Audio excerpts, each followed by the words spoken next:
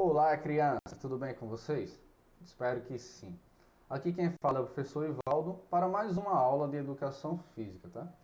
E na aula de hoje nós iremos continuar falando sobre o conteúdo do voleibol, porém nós iremos abordar o vôlei sentado. Exatamente. O vôlei também pode ser praticado sentado e é uma modalidade paraolímpica, tá? Praticado por pessoas com deficiências físicas. Então vamos lá. Só para vocês poderem entender, vou fazer uma breve abordagem do contexto histórico, tá? O vôlei sentado, ele surge a partir da junção do vôlei convencional, tá? Do vôlei de quadra, praticado em pé, com o esporte alemão praticado por pessoas com pouca mobilidade, mas sem rede, chamado Sitzball, que é o esporte disponível aqui neste link abaixo. A união das duas modalidades fez surgir o vôlei sentado em 1956. Então vamos lá. Vamos ver um pouquinho desse vídeo, tá?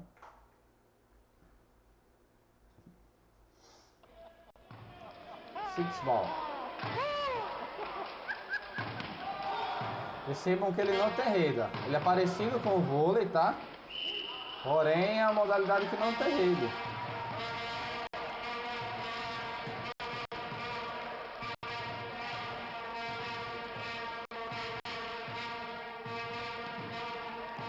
Além de ele não ter rede, ele tem algumas características diferentes do voleibol tradicional, que nós já estudamos aqui, tá? Mas foi a partir dessa junção que surgiu o vôlei sentado. Então vamos lá. O vôlei sentado ele também pode ser praticado na areia, certo? Tem também essa variação como possibilidade para a prática. E utiliza basicamente as regras do vôlei. O esporte ele tem um ritmo frenético, tá? Intenso, e é disputado oficialmente desde as Paralimpíadas de 1980, que aconteceu na Holanda.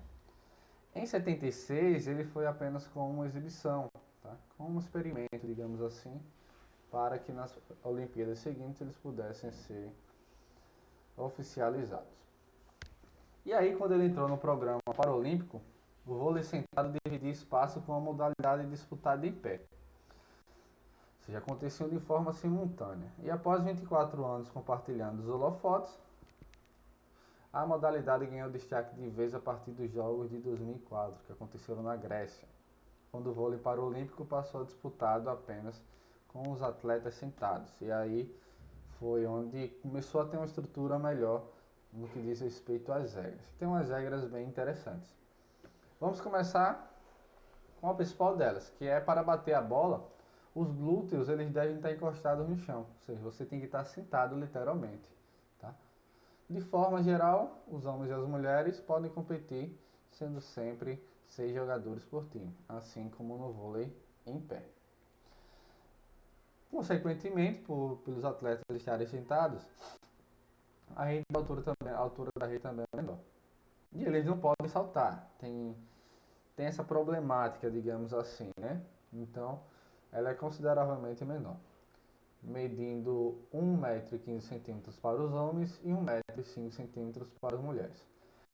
Dessa forma, os praticantes podem praticar sentados, né? Com sempre levando em consideração aquela primeira regra que a gente falou anteriormente, de bater a bola apenas com o glúteo no solo.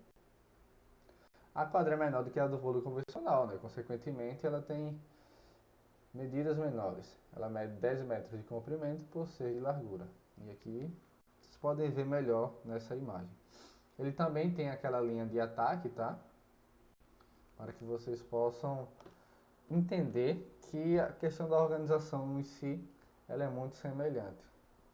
É apenas adaptada. Na contagem de pontos, a ideia é a mesma do vôlei olímpico.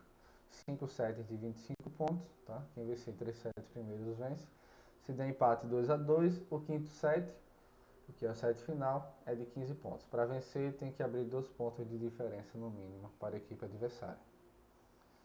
E tem uma curiosidade, são permitidos bloqueios de saque, tá? Desde que os jogadores estejam com o contato no solo. O que é diferente do vôlei de quadra. No vôlei de quadra não, no vôlei em pé. No vôlei em pé você não pode bloquear o saque, no vôlei sentado sim. E aí quem pode participar? Outro detalhe importante diz respeito ao nível das limitações físicas de cada participante. A gente sabe que existem várias limitações, tá? E aí nós temos dois tipos de classificações para a prática do voleibol sentado. Aqueles que têm amputações nos membros inferiores ou limitações no deslocamento mais acentuados, eles são classificados como D, tá? E os que possuem problemas de articulações leves ou pequenos, amputações no membros, são classificados como MD. Amputações menores, por exemplo, amputação no pé, uma amputação do joelho para baixo, tá? A partir do joelho, eles são considerados como uma limitação menor, porque eles têm uma questão de mobilidade maior, tá? Tem um pouco mais de autonomia para se movimentarem. E aí é interessante que cada time só pode contar com 2 jogadores da classe MD. E os 2 não podem estar em quadra ao mesmo tempo. Ou seja, MD são os que têm, digamos assim, mais facilidade para se movimentarem, porque os seus problemas de articulações e as suas amputações são menores. E aí a gente fala um pouco sobre o vôlei sentado nos Jogos Paralímpicos. O primeiro país campeão do vôlei sentado foi Israel, naquela Olimpíada que eles participaram como exibição em 1976. E na história dos Jogos Olímpicos, o domínio é dividido entre Irã e Bósnia, diferente do vôlei de quadra ou do vôlei de areia praticados em pé, tá? Que se alterna em primeiro e segundo lugar nos pódios em Jogos Paralímpicos e Mundiais. No Brasil, a prática é recente, a gente vai falar um pouquinho mais na frente. Em 2016, nos Jogos do Rio, já com a participação feminina, a seleção masculina do Irã e a feminina dos Estados Unidos levaram ouro. E aí tem um fato interessante, foi a primeira vez que o Brasil conquistou uma medalha olímpica com a seleção feminina. Vamos ver um pouquinho desse vídeo, tá? Olha a cobrança do time do Ceará. Everson para a cobrança. 4 Brasil. Preste atenção na tela do vôlei. 2-0 Brasil.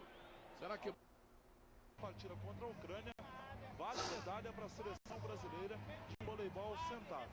A gente percebe aí o tempo técnico brasileiro orientando as nossas atletas. Lembrando aí o voleibol sentado, a gente vê algumas atletas no saque, mas o Brasil tem a chance de porque boa parte das atletas elas conseguem ficar em pé e tal. Mas para a prática do vôlei em si, eles devem estar sentados, seguindo aquela principal regra de só bater na bola com o glúteo no solo. Bola trabalhada pelo meio a Janaína, bola fora, ponto da Ucrânia, 24-20. A Janaína teve a chance de fechar o jogo, não conseguiu. Um bronze e na camisa 10. Essa divisão de tela. Bola brasileira agora na ponta. Com a Jana de novo na largadinha. Bronze para o Brasil. É bronze para o Brasil no voleibol sentado. Modalidade para o vôlei. Vocês podem buscar outros vídeos, tá? Eu coloquei esse porque fala exatamente dessa conquista da seleção feminina. E aí, nós falamos sobre o Brasil ganhar um pouco de destaque. No Brasil, oficialmente, ele só começou a organizar, tá?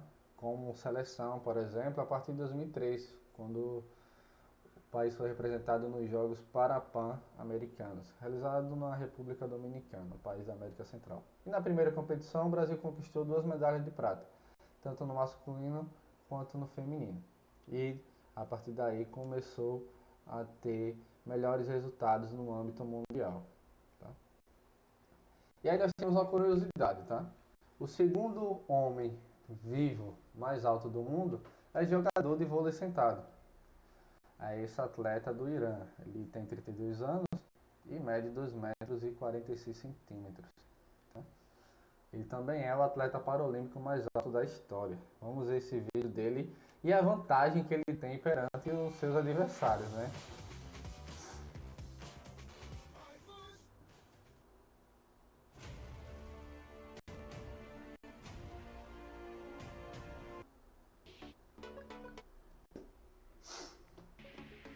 Percebam a diferença para os adversários no momento da partida em si.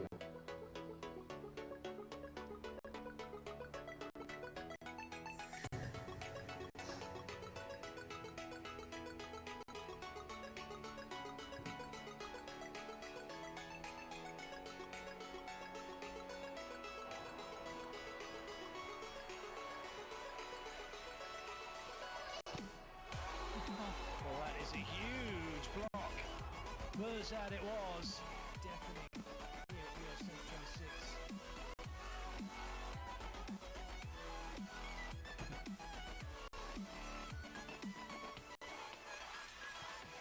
Mejab finishes the set off. What a way to take the opening set. And they now lead.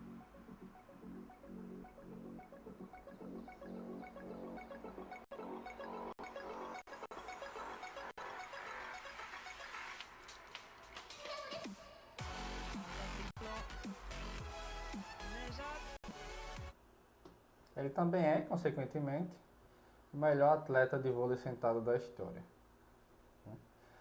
Por fim, tá? Inclusão é a palavra-chave de todas as modalidades adaptadas, não apenas o vôlei sentado, tá? E aí nós temos diversos especialistas que citam diferentes motivos para que o vôlei sentado seja apresentado para pessoas que possuem algum tipo de limitação física. E também que eles possam ser praticados por pessoas que não possuem nenhum tipo de limitação, fazendo com que a inclusão e a integração seja mais eficaz e saudável, tá? Sem exclusão de nenhuma das partes. E aí é interessante essa parte, que ele fala que as indicações também são positivas no combate a diagnóstico de ansiedade e depressão, tá? Assim como todas as outras práticas esportivas, de atividade física, de lazer e de rendimento, podem provocar benefícios semelhantes a este. E o vôlei sentado também ele é uma possibilidade para ser praticado na escola, tá? Não temos motivos para não o praticar. É uma variação do vôlei tradicional em pé, mais antigo, tá? Mas que é fundamental que vocês, crianças, possam ter essa experiência, que tende a ser uma atividade divertida, tá? Com caráter lúdico, onde a competitividade não é o mais importante. Além disso, ela é fácil de adaptar em qualquer espaço, seja na sala da sua casa, no pátio da escola, na rua com os amigos. Vocês podem tentar e podem conseguir realizar essa prática de uma forma muito legal, tá? Então, eu vou ficando por aqui, pessoal. Espero que vocês possam ter entendido essa variação do vôlei. Tá? Ela tem a mesma importância do vôlei de praia, praticado em pé, do vôlei de quadra praticado em pé. E é fundamental que vocês possam conhecê-la, praticar e impulsionar, estimulando outras pessoas a conhecerem e praticarem também. Tá? Então, eu vou ficando por aqui. Até a próxima aula. Tchau, tchau.